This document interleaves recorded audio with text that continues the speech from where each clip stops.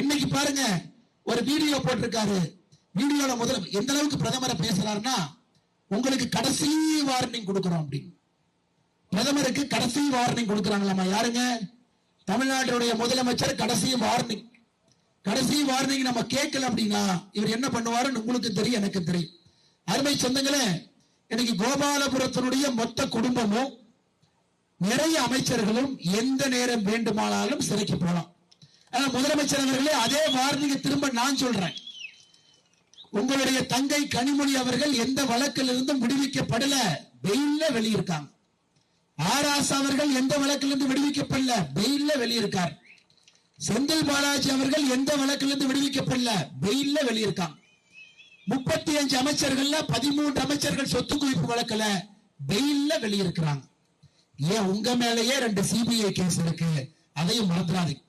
மொத்தமாக புலால் சிறைக்கு மொத்தமா உள்ள போயிட்டீங்கன்னா கட்சி நடத்துற கூட ஆள் இருக்க மாட்டேங்க. இந்த வார்னிகி வெங்காயம் எல்லாம் கோபாலபுரத்தில் வச்சுக்கணும். மொத்தமாக திராவிட முன்னேற்ற கழகத்தினுடைய எல்லா ஆளும் புலாலுக்கு போயிட்டீங்கன்னா கட்சி நடத்துவதற்கு ஆள் இருக்க மாட்டேங்க. அதனால இந்த வார்னிங் கொடுக்கிற வெங்காயத்தை எல்லாம் கோபாலபுரத்தில் வச்சுக்கிட்டு மக்களுக்கு பணி செய்வதற்கு, மக்களுக்கு வேலை செய்வதற்கு, ஏழை மக்களை உயர்த்துவதற்கு உங்க அதிகாரத்தை பயன்படுத்துங்க. முதலமைச்சர் என்கின்ற அதிகாரத்தை அடுத்தவருக்கு மிரட்டுவதற்கு, உருட்டுவதற்கு நீங்கள் பயன்படுத்த வேண்டாம் என்ற அன்போடு இந்த நேரத்தில் கேட்டுக்கொள்கின்றோம். நம்ம சொன்னாலும் திருந்துற ஜென்மங்கள் அவங்க கிடையாதுங்கம்மா. நம்ம தான் 5 வருஷமா சொல்லிட்டு இருக்கோம். நம்முடைய எதிர்கட்சி தலைவர் அண்ணன் எடப்பாடி பழனிசாமி அவர்கள் 5 வருஷமா கட்சிக்கிட்டு இருக்காரு. எப்பவோ கேட்டிருந்தாங்கன்னா எப்பவோ திரும்பி இருப்பாங்க. என்ன திருந்தாதனால தாங்கம்மா இந்த எலெக்ஷன்ல திராவிட முன்னேற்ற கழகம் என்கின்ற கட்சி தமிழக அரசியல் இருந்தே நாம் அப்புறப்படுத்த போகின்றோம். அது உங்களுக்கு தெரியும், எனக்கு தெரியும். அருமை சொந்தங்கள், அருமை சொந்தங்களே, அது மட்டும் இல்ல, இன்னைக்கு உடுமலைப்பேட்டையில விவசாய பெருமக்கள் நிறைய இருக்கிறேன். இன்னைக்கு ஒரு விவசாயி, ஒரு எளிய மனிதர், விவசாயம் செய்யக்கூடியவர் நம்முடைய முதலமைச்சராக வந்தாதான் ஆனால் உடுமலை ராதாகிருஷ்ணன் அவர்கள் விவசாய பிரச்சனையை பேசி இதற்கான என்ன நிதியை கொண்டு வர முடியுமோ ஒரு நாள் கொண்டு வருவார். தாய்மார்களே, நீங்க சொல்லுங்க, இன்னைக்கு நம்முடைய முதலமைச்சருக்கும் ஸ்டாலின் அவர்களுக்கும் விவசாயத்துக்கும் என்ன சம்பந்தம்? நீங்க சொல்லுங்க.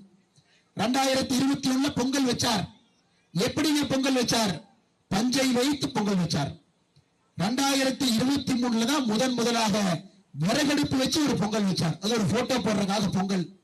அது மட்டும் இல்ல, இன்னைக்கு முதலமைச்சருக்கு போய் ஒரு பசுமாட்டை கொண்டு போய் நிறுத்தினீங்கன்னா, ஐயா பால் எங்க வருதுன்னு கேட்டீங்கன்னா, கொம்புல வருதா காம்புல வருதான்னு கூட தெரியாது அவருக்கு. அருமை சொந்தங்கள், அதுதான் முதலமைச்சருக்கும் விவசாயத்துக்கும் இருக்கக்கூடிய சம்பந்தம் என்பதை நாம் புரிந்து கொள்ள வேண்டும்.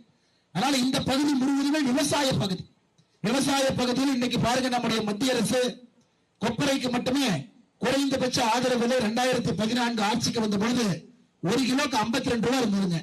இன்னைக்கு 120 ரூபாய் 1 கிலோக்கு நாம் உயர்த்தி இருக்கின்றோம். அருமை சொந்தங்களே, அதே போல மட்டை உரிக்கப்பட்ட தேங்காய் 1 கிலோக்கு குறைந்தபட்ச ஆதரவு விலை 2014 14 ரூபாய் இருந்துச்சு. இன்னைக்கு 31 ரூபாய் 30 காசுக்கு நாம் உயர்த்தி இருக்கின்றோம். இதெல்லாம் பாரத பிரதமர் தேங்காய் எண்ணெய் கிடைப்பதை உறுதி செய்வோம். இன்னைக்கு அரசனுடைய நியாய விலை கடையில மட்டுமே தேங்காய் எண்ணெயை கொடுக்க ஆரம்பிச்சோம்னா எங்க இருக்கக்கூடிய விவசாய பெருமக்களுக்கு எவ்வளவு பெரிய வருமானத்தை ஈட்டி கொடுக்கணும் பாருங்க. சக்கரபாணி அவர்கள் அமைச்சராக இருக்கக்கூடியவர் 2 ஆண்டுகளுக்கு முன்பு சொன்னாரு, பெருமக்களுக்கு எவ்வளவு பெரிய வருமானத்தை ஈட்டி கொடுக்கணும் பாருங்க. சக்கரபாணி அவர்கள் அமைச்சராக இருக்கக்கூடியவர் 2 ஆண்டுகளுக்கு முன்பு சொன்னாரு, 4 மாவட்டத்தில் 14 தாலுகாவில் ஆரம்பிப்போம் என்று. 2 வருடம் ஆகி ஒரு செங்கலை கூட அவர்கள் வைக்கவில்லை. அருமை சொந்தங்களே, அருமை சொந்தங்களே, இன்னைக்கு இந்த காரணத்திற்காக நமக்கு ஒரு முதலமைச்சர் வரணும், இருக்கக்கூடிய முதலமைச்சர் மாறணும், மத்திய அரசோடு இணக்கமாக இவர்கள் இருக்கணும். அதையெல்லாம் நீங்கள் உறுதி செய்ய வேண்டும் என்று அன்போடு கேட்டுக்கொள்கின்றேன்.